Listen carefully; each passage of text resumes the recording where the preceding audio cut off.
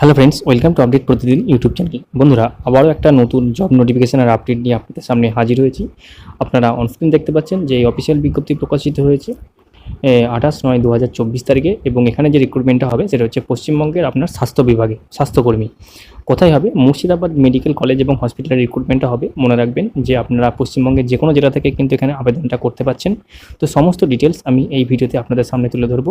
আপনারা আগ্রহী প্রার্থীরা যারা আবেদন করতে ইচ্ছুক বা যোগ্যতা অনুযায়ী আবেদন করতে পারবেন, তারা অবশ্যই ভিডিওটি প্রথম থেকে শেষ পর্যন্ত দেখুন প্রত্যেকটা বিষয় জানতে। আর যারা আজকে চ্যানেলটি প্রথম দেখছেন, তারা এই ধরনের জব নোটিফিকেশন সংক্রান্ত আপডেট পাওয়ার জন্য অবশ্যই চ্যানেলটি সাবস্ক্রাইব করে রাখতে ভুলবেন না। মনে রাখবেন, সরকারি অফিসিয়াল ওয়েবসাইট ব্যতীত অন্য কোনো তথ্য এখানে পরিবেশন করা হয় না। আপনারা চাইলে প্রত্যেকটা নোটিফিকেশন অনুযায়ী অফিসিয়াল ওয়েবসাইটে গিয়ে চেক করে দেখে নিতে পারেন সেই অফিসিয়াল ওয়েবসাইটে নোটিফিকেশনটা রয়েছে কিনা। তো আপনাদের রিক্রুটমেন্টে যেটা হবে সেটা হচ্ছে ডাইরেক্ট ইন্টারভিউর মাধ্যমে হবে। Notice for walk in interview এর মাধ্যমে হবে। মুর্শিদাবাদ মেডিকেল কলেজে হসপিটালের রিক্রুটমেন্ট হবে, এবং এটা আপনাদের অবশ্যই একটা টেম্পোরারি কন্ট্রাকচুয়াল জব, এবং আপনাদের প্রথমত 1 বছরের জন্য রিক্রুটমেন্টটা হচ্ছে। এরপরে কিন্তু আপনাদের কাজের ওপর কিংবা ওদের চাহিদার উপর আপনাদের কিন্তু এটা রিনিউয়াল হতে পারে। ঠিক আছে?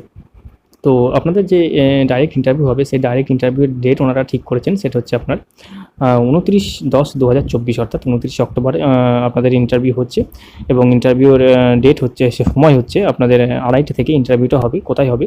At college council room, office of the principal, Murshidabad medical college and hospital, Baharampur, Murshidabad. এই ঠিকানায় কিন্তু আপনাদের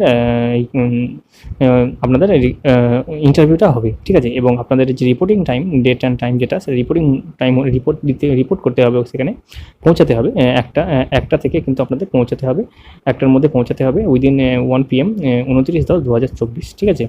আচ্ছা, এখানে আপনাদের যে আপনারা ডকুমেন্টগুলো নিয়ে যেতে হবে সেটা হচ্ছে আপনাদের ডিটেলস, পার্সোনাল ডিটেলস। ঠিক আছে?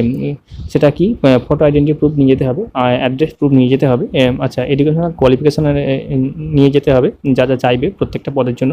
প্রফেশনাল এক্সপিরিয়েন্স যেগুলো চাইবে সেগুলো কিন্তু আপনাদের নিয়ে যেতে হবে, এবং প্রত্যেকটা ডকুমেন্টস কিন্তু আপনাদের অরিজিনাল নিয়ে যেতে হবে, এবং 1 কপি কিন্তু সেলফ অ্যাটেস্টেড জেরক্স কিন্তু আপনাদের নিয়ে যেতে হবে দুপুর 1টার মধ্যে, এবং সেটা হচ্ছে 29/10/2024 তারিখে। এবার আমি একে একে আপনাদের ভ্যাকান্সিগুলো বলছি, আপনারা একটু দেখে নিন। আচ্ছা, প্রথম ভ্যাকান্সি যেটা, সেটা হচ্ছে আপনার কাউন্সিলর জন্য আপনাদের শূন্যপদ রয়েছে 1টি, এবং এখানে আপনাদের যে শিক্ষাগত যোগ্যতা চাওয়া হয়েছে সেটা হচ্ছে আপনার গ্র্যাজুয়েট হতে হবে সাইকোলজি, সোশ্যাল ওয়ার্ক বা সোশিওলজিতে। ঠিক আছে? আর আপনাদের এক্সপিরিয়েন্স চাওয়া হয়েছে, সেটা হচ্ছে আপনাদের 1 বছরের এক্সপিরিয়েন্স চাওয়া হয়েছে এই কাজের ক্ষেত্রে। ঠিক আছে? প্রেফারেবল কি বলা হয়েছে, সেটা মাস্টার্স ইন সাইকোলজি এবং সোশ্যাল ওয়ার্ক অথবা সোশিওলজি। ঠিক আছে? আচ্ছা, আপনাদের বয়স যেটা চাওয়া হয়েছে সেটা হচ্ছে বিলো 50 ইয়ার্স, 50 বছরের নিচে, এবং আপনাদের ইন হ্যান্ড পার মান্থ যেটা বেতন থাকবে সেটা হচ্ছে 20,000 টাকা পার মান্থ। ঠিক আছে? আচ্ছা, নেক্সট আপনাদের যে ভ্যাকান্সিটা রয়েছে সেটা হচ্ছে আপনার স্টাফ নার্সের জন্য আপনাদের একটি ভ্যাকান্সি রয়েছে ইউআর ক্যাটাগরির ক্ষেত্রে।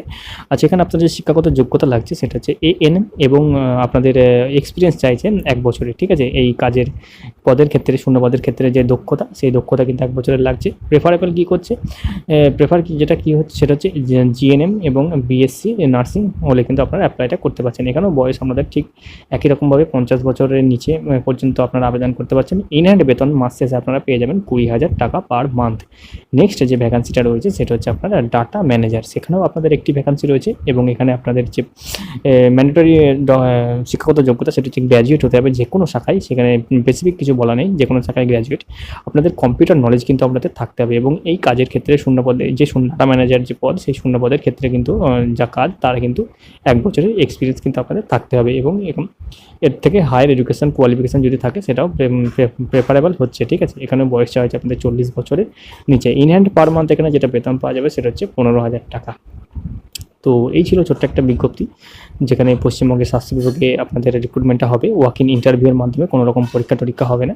তো এই ভিডিওটি আপনাদের ইনফরমেটিভ বলে মনে হলে অবশ্যই একটি লাইক করবেন, এবং এই ধরনের ভিডিও পেতে অবশ্যই চ্যানেলটি সাবস্ক্রাইব করে রাখতে ভুলবেন না।